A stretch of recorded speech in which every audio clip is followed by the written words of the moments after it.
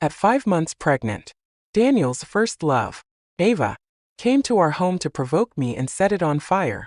I didn't contact my husband, Daniel. Instead, I covered my nose and mouth with a damp cloth and silently waited for rescue. In my previous life, during the first moments of the fire, I had called him, begging him to take me to the hospital for emergency care. In the end, the baby was saved, but Ava, one of his colleagues, died in the fire that day. Ava told me with his dying breath that he didn't blame me and urged me to rest well and focus on my pregnancy. He even took time off work to care for me. But on the day I gave birth, Daniel took a knife and slit my child's throat before my very eyes. Then he burned me and my baby alive. In my final moments, through the blazing flames, I saw his twisted, menacing expression. If it weren't for you deliberately starting the fire, Ava wouldn't have died. Do you think pretending to be a victim will fool me? Dream on. You'll pay for her life with yours. You like setting fires, don't you? Let me show you what it feels like. When I opened my eyes again, I was back at the scene of the fire. Thick smoke filled my nose, choking me into a violent cough. The pain jolted me out of the memories of my past life. This time, I didn't call my husband Daniel, who was a rescue team leader. Instead, I dialed the public emergency line. When the rescue team arrived, I saw Daniel's familiar figure from a distance. Only after he carried Ava out of the fire did I finally let myself cry out for help. The team thought I was making trouble. They scolded me with cold expressions until a decoration on the wall collapsed, striking my abdomen. Blood spurted from my mouth as I fell, but they ignored me. I gritted my teeth against the pain and used all my strength to crawl out of the fire. Yet, when the rescue equipment arrived, it was used solely on Ava. Daniel didn't even glance at me, only chastising me for bringing this upon myself. The intense pain caused cold sweat to pour down my body, and I could feel the baby's life slipping away. In my previous life, both Ava and I had called Daniel simultaneously during the fire. Daniel chose to save me first for the sake of the baby, but by the time he returned to rescue Ava, the fire was out of control, leaving no way in. Ava perished in the flames, leaving nothing behind. Daniel had said it was fine and even comforted me, urging me not to blame myself. He took time off work to support me during my pregnancy, but the day I gave birth, he took me and the baby to Ava's grave. There, he slit the baby's throat and drenched himself in its blood. His eyes were filled with madness. Do you know what it's like to be burned alive? I'll make you pay 100-fold for the pain Ava endured. True to his word, he burned me and the baby alive. This time, reborn. I only wanted to escape him, but even now, he wouldn't spare me. Not even emergency cooling equipment was allocated for me. Blood poured from my body as I let out a final hoarse scream for help. Save my baby, please. Finally, one of the rescue team members noticed me and turned around, but his eyes were full of disdain and mockery. He nudged me with his foot. Cut the act. Everyone in the team knows you despised Ava. I can't believe you'd go this far. Setting a fire while pregnant. The boss has already gone to save someone else. Nobody's buying your performance. Honestly, I almost admire your dedication. Too bad the boss only has eyes for Ava. You'd better pray nothing happens to her. Otherwise, don't be surprised if the boss divorces you on the spot. I knew Daniel didn't love me, but I never expected even his teammates to treat me this way. The excruciating contractions silenced me, and my skin burned under the intense heat. Peeling away, no one in the team checked on me. They were all focused on putting out the fire. Amid the haze, I faintly heard someone cry out, "Oh no! Why is there so much blood on the ground? Something's really wrong. Did she actually get hurt?" When someone finally turned toward me, their voice was filled with annoyance. What could really be wrong? She just wants the boss to look at her. She's been at it all day. Fine. You go call the boss over and see what happens. But I didn't get Daniel's concern. Instead, I got his icy anger. His gloved hand slapped me across the face. Twice. With unrestrained force. "Emily, wake up. What's this act for? I'm here. Has your brain been eaten by a dog? You set the fire yourself and ended up burning yourself this badly. How does it feel to shoot yourself in the foot?" Even now, he thought I was the one who started the fire. He thought I was jealous, putting on a show to get his attention. I wanted to explain, but my throat was so dry I couldn't speak. My stomach was racked with unbearable pain, and I could only reach out to grab his sleeve, silently begging for help. He hesitated for 2 seconds, then pressed hard against my abdomen. "You're quite the actress. If Ava hadn't told me you set the fire and ran off, I might have actually believed you," leaving those words behind. He turned and walked away without a second thought. The next moment, I heard a team member exclaim, "Boss, your shoes. There's blood. Is she having a miscarriage?" Another replied dismissively, "Ignore it. Didn't he already say it's just to scare us? She's 5 months along. It's not that easy to lose a baby. She's a bother. Just let her act." The excruciating pain overwhelmed me, and my vision went black as I completely lost consciousness. In my dream, I seemed to return to the moment I first met Daniel. It was during a university seminar. He stood on stage, his expression cold as ice. His unmatched expertise and skill captured the hearts of many women, including mine. I fell for him at first sight and began asking around to learn everything about him. At the time, I was an intern lecturer at the university, someone he didn't even notice. To get his attention, I worked harder and harder. After I got a permanent position, I invited him to dinner under the guise of expressing gratitude. I noticed a subtle change in the way he looked at me and seized the opportunity to pursue him aggressively. Flowers, basketball tickets, cakes, coffee. If it could be a gift. I never hesitated. Finally, my efforts paid off. He accepted my confession. I thought this was the beginning of happiness, but it turned out to be the start of my nightmare. After we got together, he grew colder and more distant. Every date was interrupted by work emergencies or sudden rescue missions. I never doubted him, until the day of our wedding. An email from overseas shattered my dream entirely. The email was from Ava, detailing their 10 years together. Every memory, every second, was a knife to my heart. All the time he had stood me up, he'd been with her. The most pathetic part? I didn't even have the courage to confront him. I was terrified he'd leave me. In my previous life, when Ava died in the fire, Daniel's calmness made me think I was the winner in this love triangle. He emptied every baby store in the city to prepare for our child, showering me with sudden affection that made me dizzy with hope. But when he killed me and my baby after I gave birth, I finally understood. He didn't love me. He was using me as a tool for revenge against Ava's death. From start to finish, his heart only belonged to Ava. When I woke up, I was already in a hospital bed. The faces around me were unfamiliar. A man, probably in his 30s, spoke to me kindly. "You're awake. I'm your neighbor from downstairs. I just wanted to check on things. But when I got there, you were lying on the floor. I brought you to the hospital. How are you feeling?" I struggled to move my limbs and instinctively placed my hands on my abdomen, only to stop in shock. The man looked uncomfortable. "I'm sorry. The doctor said when you were brought in, your baby couldn't be saved." I forced a bitter smile and shook my head weakly. "It's not your fault.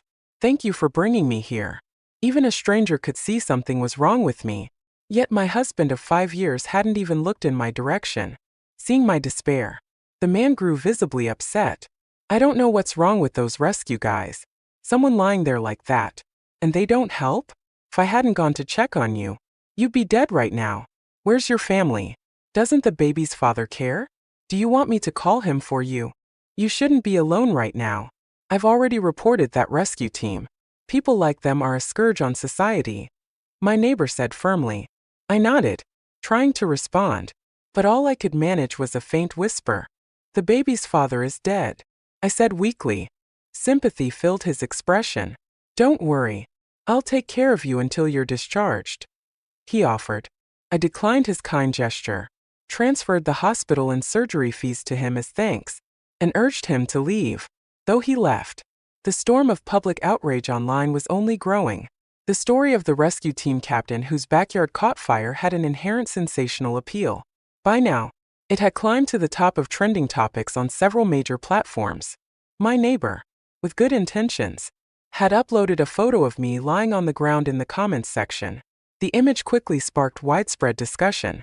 Everyone was condemning the rescue team, questioning how they could focus solely on extinguishing fires while ignoring a pregnant woman and her unborn child. Some argued they shouldn't even be called a rescue team but merely a firefighting squad. I scrolled through the comments, finding some satisfaction in the backlash against Daniel. Yet, I still felt it wasn't enough of a punishment for him.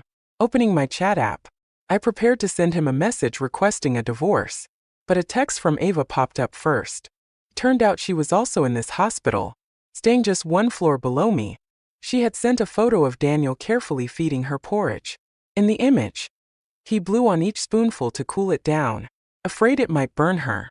Their intimacy was clear. I had seen enough of these pictures in the past to be numb to them. Without letting them affect me, I closed the chat app and dialed Daniel's number. It wasn't until the fifth call that he finally answered, his tone dripping with irritation. "What do you want now? Are you calling to ask if Ava is dead? Sorry to disappoint you. She's alive and well. Thanks to me. She's here in the hospital, recovering perfectly fine. Emily, I've known you for so long, but I never thought you'd stoop this low. Do you even know what you're doing? You're a murderer. Have you lost your mind? I'm giving you 1 hour. Come to her room and apologize to her. Or we're done. We'll divorce." Before I could respond, I heard Ava's feeble voice from his side. "Daniel, please don't blame her. It's all my fault. If she says I set the fire, just let her. Don't argue with her. Pregnant women shouldn't be upset." Daniel let out a long sigh.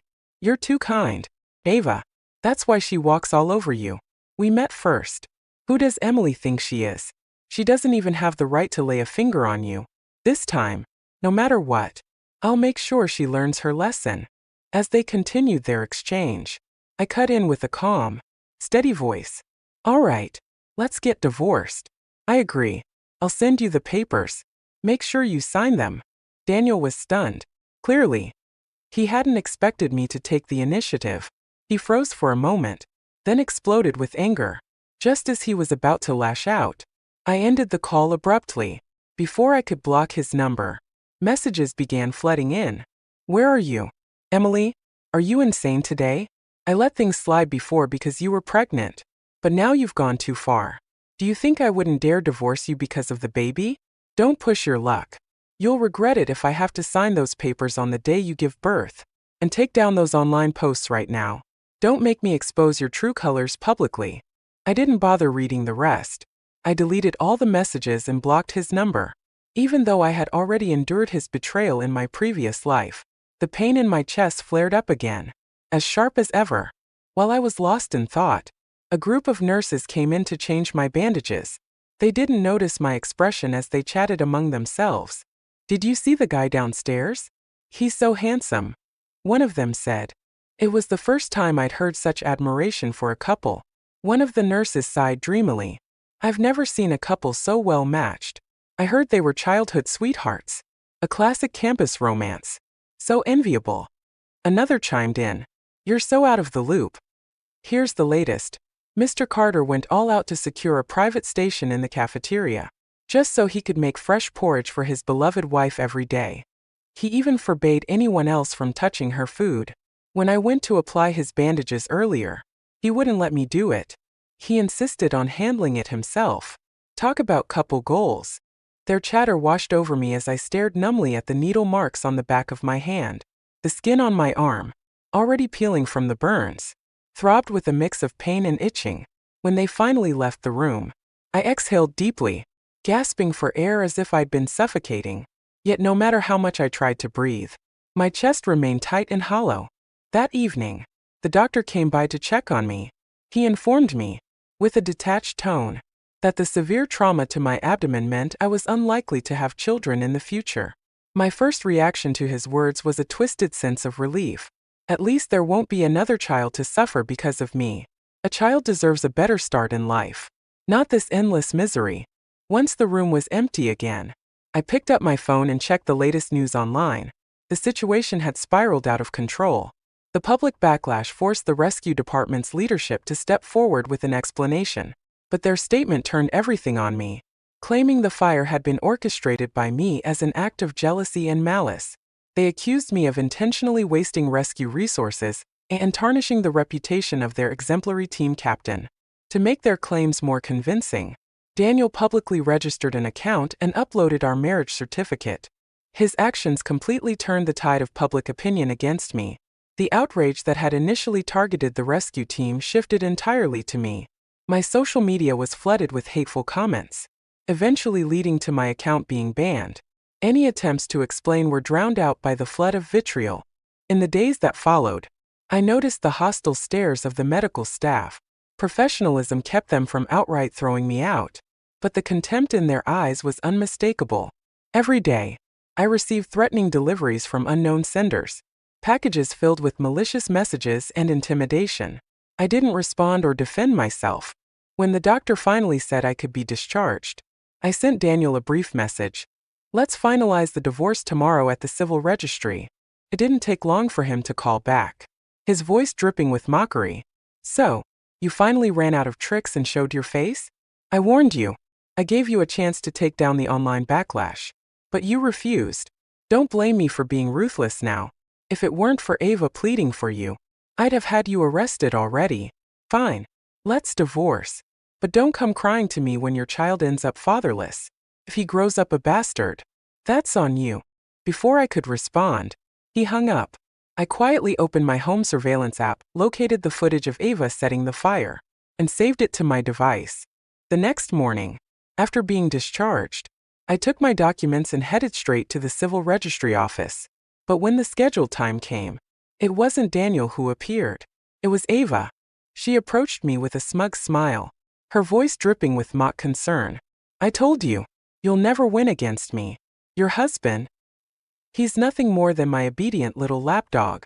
Oh, and look at you now, she said, glancing at my abdomen with mock surprise. The bastard child is gone? What a shame. First, his own father killed him in your last life. Now, this time, his father caused his death again. And with a mother like you, poor thing didn't stand a chance. Her words hit me like a thunderclap. She knew about my past life. She had been reborn too. Before I could process the revelation, my hand moved on its own, slapping her across the face. The blow wasn't strong.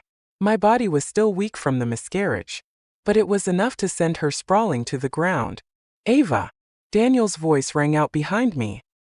He rushed forward and shoved me aside with such force that I nearly fell.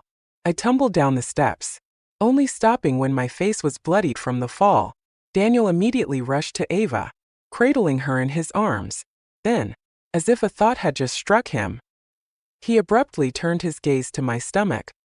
His eyes landed on my now flat abdomen, and his face turned ashen. The baby! Where's the baby? He stammered. I struggled to my feet, every movement stiff and awkward from my injuries, using my bag to shield my abdomen. I met his gaze with a look filled with mocking disdain. The baby? Do you really think a bastard orphan would ever get the concern of the heroic team captain? Praised by the entire internet? What a touching display of kindness. But don't bother. There's no need for your concern anymore. The baby's gone. It happened on the day of the fire. Oh, and congratulations. By the way, true love triumphs in the end. Just don't get too comfortable. You might not have long to enjoy your happy days together. Make the most of them. Next time you'll only be able to visit your wife in prison. Daniel's brow furrowed, his features contorting in rage. Emily, must you always speak in such a sharp, venomous way? I'm the captain of the rescue team. Saving lives is my duty. I didn't hold you accountable for setting that fire. And I saved Ava for you. And now you turn around and blame me? What right do you have to talk to me like this? You have no right. Now tell me the truth. What's going on with the baby? Did you wear something to hide your pregnancy? Let me remind you, I'm the child's biological father. That's a fact you can't change. Even if you tried to give birth in secret, I'd fight for custody. I couldn't believe my ears. After all these years of marriage, this was what he thought of me. The whole relationship felt like a joke. As he finished, he helped Ava to her feet and began to walk toward me, as if to check my abdomen himself. But Ava let out a pitiful sob, immediately diverting his attention back to her. Are you okay? Where are you hurt? Should I take you to the hospital for a checkup? You're still recovering, and we can't take this lightly, he said with concern. I'm fine, Ava murmured softly. Don't be angry with my sister. It's my fault. I shouldn't have gone to her house that day and upset her. If I'd known she didn't like me, I would have stayed away. It's all my fault. Tears rolled down her cheeks as she spoke, and Daniel's eyes reddened with pain for her. Their blatant display of intimacy made my stomach churn, unable to hold back. I finally said, "Are you two done? So, go inside and get the paperwork done. I'll step aside to make things official for you, so your relationship won't be seen as illegitimate anymore." My words hit a nerve. Daniel's face twisted in anger. "Emily, is your heart made of stone? Can't you see how injured Ava is because of you? I'm ordering you right now. Apologize to her." I laughed coldly, glancing at Ava's triumphant expression behind him. "Are you blind? Daniel, you pushed me down the stairs. Where's my apology? And how dare you call yourself the baby's father? Was it your blatant neglect at the fire scene that made you a father? Or was it the way you spent all 5 months of my pregnancy entangled with another woman?" His rage boiled over, his voice rising sharply. You set that fire yourself, pregnant and all, trying to kill Ava. I thought this week apart would calm you down, but clearly, it hasn't. You're nothing but a selfish, cruel woman unfit to be a mother. When the baby is born, I will take full custody. If you behave yourself and treat Ava with respect, I might let you see him occasionally. Otherwise, don't even think about it. His shouting drew the attention of passersby. Some stopped to watch, and I could see recognition in their faces. People were whispering, realizing he was the exemplary team captain making headlines recently.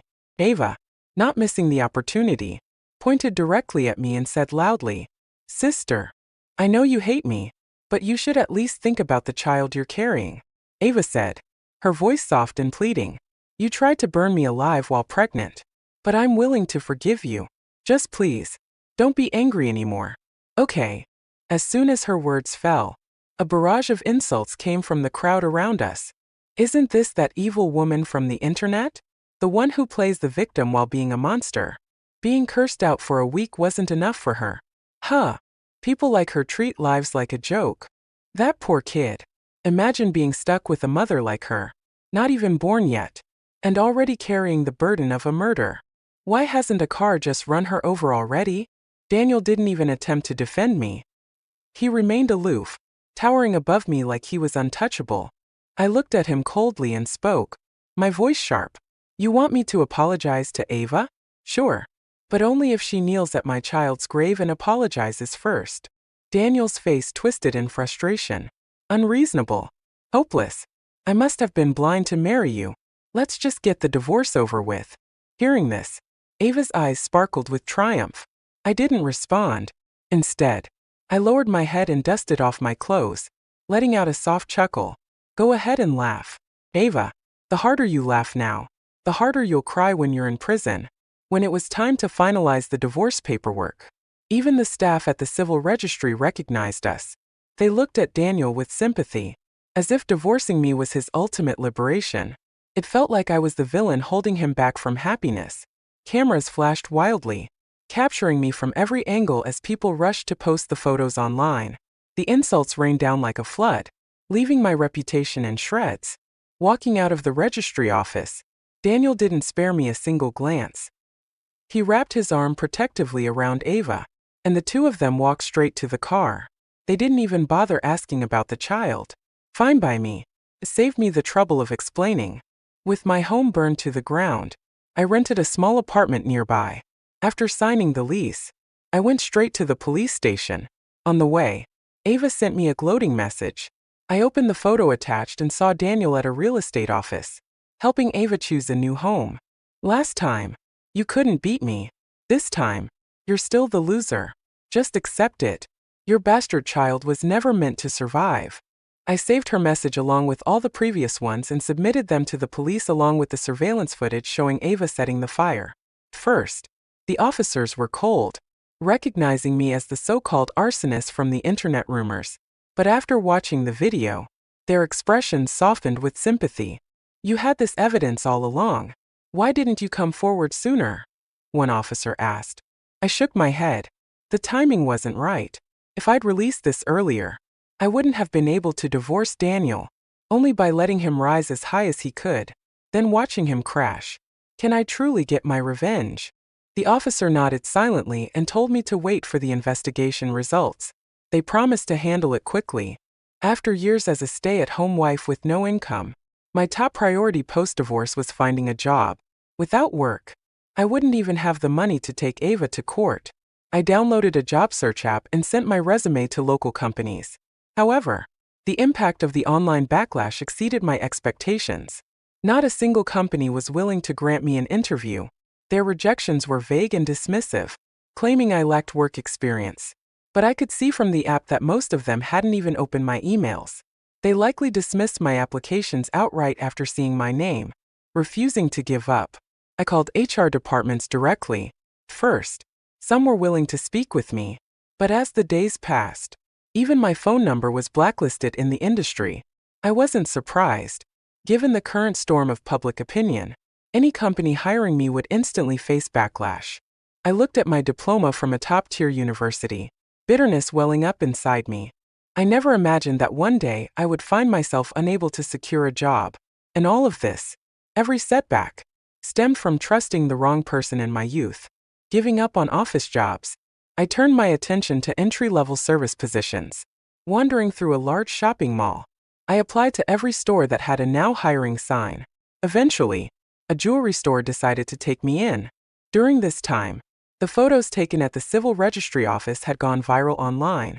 Everyone now knew me as the arsonist abandoned by her husband, and the public celebrated my downfall with applause. Meanwhile, candid photos of Daniel and Ava on a date began circulating, accompanied by comments filled with blessings for the happy couple. Some users claimed to have spoken to Daniel, who reportedly said that their big day was coming soon. Shortly after, the city's largest hotel posted an official announcement confirming that Daniel's wedding banquet had been booked at their venue. Scrolling through the endless waves of congratulations online, I couldn't help but smile. This was the same Daniel who had once told me Ava was just like a sister to him, and that their relationship was pure. Yet now, barely divorced, he couldn't wait to host a grand wedding. Whatever love I had once felt for him had long since turned to hatred. The news of their wedding no longer stung me. It only gave me an idea. I thought to myself, wouldn't it be quite the spectacle if the bride and groom were both arrested by the police on their wedding day? The next day, while working at the jewelry store, Daniel and Ava walked in. Ava's expression betrayed no surprise. She had clearly chosen this store intentionally after finding out I worked there. "Look, darling, doesn't this look beautiful on me?" Ava asked sweetly, trying on a necklace. "You'd look good in anything, my love," Daniel replied, his tone indulgent. "Do you like it? If you like it, I'll buy it. What's the point of making money if not to spend it on you?" I wore a mask to cover the scars on my face, but Daniel recognized me immediately. I tried to turn and leave, but Ava called out, "Excuse me, miss, could you help me with this ring?" Glancing around, I saw that my colleagues were all busy with other customers. I was the only one free. Cursing under my breath, I turned back, retrieved the ring from the display, and placed it on the counter in front of her. Daniel's gaze landed on my flat abdomen, and his brows furrowed deeply. "Emily," he said sharply, "are you still wearing a waist binder? Don't you know how harmful that is to the baby?" I didn't even look at him as I placed the ring on the table. "Sir, I don't know you. If you keep harassing me, I'll call the police." His hand shot out, grabbing my wrist. He tried to lift my shirt to check, but I twisted away from his grasp. He snapped, his voice rising. "Do you even know what you're doing? You're 5 months pregnant. Who told you it was okay to work in this condition?" "You're crazy," I retorted coldly. "Who told you I was pregnant? Are you buying or not? If not, get out." Ignoring my words, Daniel grabbed my collar in front of everyone and shouted, "Emily, even if we're divorced, I'm still the father of the child you're carrying. I have the right to be involved." The commotion drew the attention of the entire store. All eyes were on us, but Daniel didn't care. He yanked up my shirt, revealing my abdomen. It was flat, no waist binder, no sign of pregnancy. His face turned a shade of deep red, anger and disbelief battling for dominance. "Where's the baby?" he roared, his voice trembling with rage. "I'm asking you one last time. Where is the baby?" Even Ava's attempts to calm him went unheard. He was completely out of control. I pried his hand off my arm and said coolly, I told you already. The baby is gone. It died in the fire that day. While you were rushing Ava to the hospital, your child was dying. For a moment, Daniel froze as if struck by lightning. His face went pale, and his body stiffened. He stood there, rooted to the spot, his expression shifting between shock and disbelief. Finally, he muttered, That's impossible. How could the baby be dead? You were perfectly fine that day. You started the fire yourself. How could you possibly have burned your own child? Daniel's voice cracked with disbelief. You're joking with me, right? Tell me you're joking. Say something. Ava, hiding the smug satisfaction in her eyes, gently clung to his arm and turned to me with a concerned expression. Sister, I don't mean to criticize, but the baby wasn't just yours. How could you secretly get rid of it? That's so cruel. I already said I don't blame you for the fire. Why couldn't you let the baby live? Even if you were angry, you shouldn't have taken it out on an innocent life. That baby was a living, breathing soul, not a tool for your tantrums. Her words reignited Daniel's fury. The next moment, his hand shot out, gripping my neck. My breath hitched as he squeezed tighter, my face turning red from the lack of air. Still, his focus remained solely on his accusations. You got rid of the baby behind my back. I clawed at his hands, struggling with all my might, but I couldn't break free. It wasn't until my coworkers noticed the commotion and rushed over to pull him off me that I was able to collapse, clutching my throat and coughing violently. Amid the searing pain, all I could feel was a twisted sense of satisfaction. You think I got rid of the baby? I rasped through my labored breaths. Remember this, Daniel. You were the one who killed your own child at the fire. Believe in Ava if you want. Go ahead. But the baby is watching from above, watching the father who abandoned him marry another woman. Daniel froze, stunned into silence by my words. His grip on reality seemed to falter as he processed what I had said. Ava, ever the actress, stepped forward with a look of feigned concern. She muttered soft, comforting words toward me, but every sentence was calculated to cement my guilt further in everyone's eyes. Leaning in close, she whispered in a voice only I could hear. Everything you've lost today. You deserved it. That bastard never should have been born. Fury bubbled up in me. Without thinking, I slapped her hard across the face, my nails leaving a trail of scratches that began to bleed.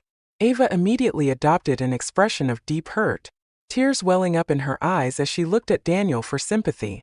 Daniel snapped out of his daze, his face twisted with rage. He stormed toward me, grabbing a handful of my hair and slamming my head against the glass countertop. You lunatic, he roared. How dare you kill my child? What right did you have? I'll make you pay for this. You'll pay with your life. The glass cracked under the impact, shards embedding themselves into my forehead. Blood trickled down my face, but I barely felt the pain. My mind was detached, eerily calm. Humans are strange creatures. In my last life, Daniel killed our child for Ava. Now, he's trying to kill me for revenge over that same child. It seems that what you can't have always becomes the most cherished. The store employees finally called security, ending the chaos. With Ava's persuasion, Daniel reluctantly calmed down. Though his hateful glare never left me, they left together. But the damage was done. I lost my job. The manager blamed me for poor customer service and for causing a public scene that harmed the store's reputation. Too tired to argue, I simply left and hailed a cab to the hospital. On the way, I contacted the police and confirmed the timing of the arrests. Daniel and Ava's wedding day. While the doctor cleaned my wounds, he glanced at my medical history and sighed deeply. You're so young. You need to take better care of yourself. This rate, your body won't hold up for long. I offered a bitter smile. Once the people who deserve punishment are behind bars, I'll take care of myself. As I paid the medical fees, a series of messages flooded my phone. They were from Daniel, using Ava's number. He demanded to know why I got rid of the baby, and repeatedly accused me of acting on my own without his consent. I didn't bother to respond. He still believed that I had secretly aborted the baby, while the woman he loved remained an innocent victim in his eyes. I didn't reply to his messages. Instead, I left the hospital, took a cab back to the mall, and requested the security footage of Daniel attacking me in the store. I submitted it along with the fire evidence to the police. For the next 3 days, I stayed in my rented apartment, nursing my wounds and keeping tabs on the online updates. Daniel and Ava's every move was documented, whether shopping for jewelry or trying on wedding attire. Their love story was trending everywhere. Daniel hadn't sent me another message since that day, nor had he asked about me. In his mind, I was nothing more than a cruel murderer who had taken his child, far removed from anything resembling love. Ava, however, continued to post updates daily, each one showcasing their blissful moments together. The day of their wedding arrived. The entire rescue team was present, lined up in 2 neat rows outside the hotel entrance. Unsurprisingly, I hadn't been invited.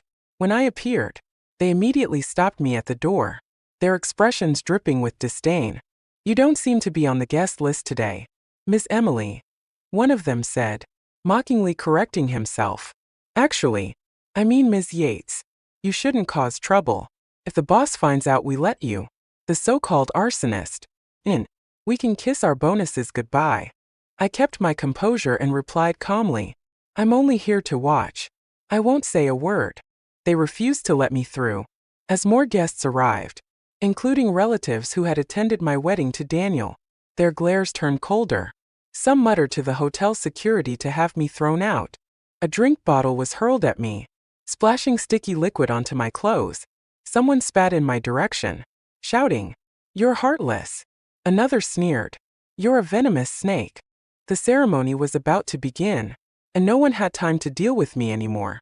Taking advantage of the distraction, I followed closely behind a janitor, sneaking into the venue after changing into a cleaner's uniform.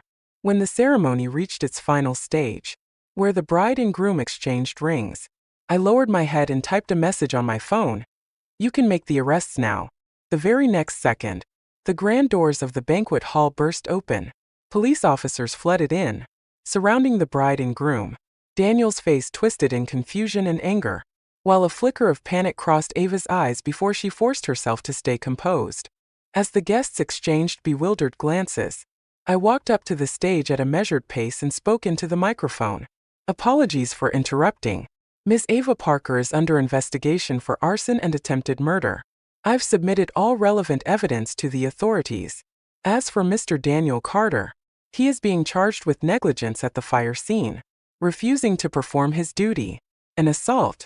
I've also filed a lawsuit against him. I'm afraid today's wedding won't proceed as planned. If Mr. Carter still intends to hold a wedding in the future, I suggest everyone visit him in prison." Daniel exploded in rage, shouting insults at me and attempting to charge forward. But the police restrained him. Ava, visibly shaken, tried to spin the narrative, throwing baseless accusations at me to deflect blame. But no one listened. At the station, Daniel was shown the footage of Ava setting the fire. His face turned grim, and he fell silent for a long time before finally speaking. "So in the past life, was it also you who started the fire?" It was then I realized Daniel had also been reborn. That explained his desperate efforts to broadcast his love for Ava this time around. He was trying to make up for the regrets of his previous life. Ava, running out of excuses, could only apologize to him tearfully, begging for his forgiveness. But Daniel's eyes were filled with disappointment, and he refused to look at her again. Instead, he turned to me, his tone softening as he began to apologize and plead for my forgiveness. I knew men like him all too well. He wasn't sorry for what he had done. He was only trying to gain my forgiveness to lessen his punishment. He didn't want to go to prison. I didn't forgive him. Instead, I firmly reminded the police of the importance of a thorough investigation and prosecution. After the officers led him away, I remained in the interrogation room, now alone with Daniel. The guilt of 2 lifetimes seemed to weigh on him, crushing the last of his rationality. He trembled violently, his entire body shaking as he knelt before me. "I'm sorry. I'm the one who killed our child. It's my fault. Every insult I threw at you, I take them all back. I know I have no right to ask for your forgiveness, but can I ask for one thing?" His voice cracked as he continued. "After all these years of knowing you, this is the only time I'll beg you. Please leave a space next to the baby's grave for me. I want to be buried beside our child. I looked at him, a faint sense of foreboding rising in my chest, but I didn't respond. Instead, I finished giving my statement and left the station. The police soon released the results of their investigation, and public opinion shifted instantly. Online accusations against me vanished as the truth came to light. However, it made little difference to Daniel and Ava. They were already in jail, unable to hear any of the backlash. Several members of the rescue team, who had ignored my injuries on the day of the fire based on Daniel's orders, were suspended from duty. On the same day that the official report was released, both Ava and Daniel were formally sentenced to prison. My phone was flooded with apology messages from various team members.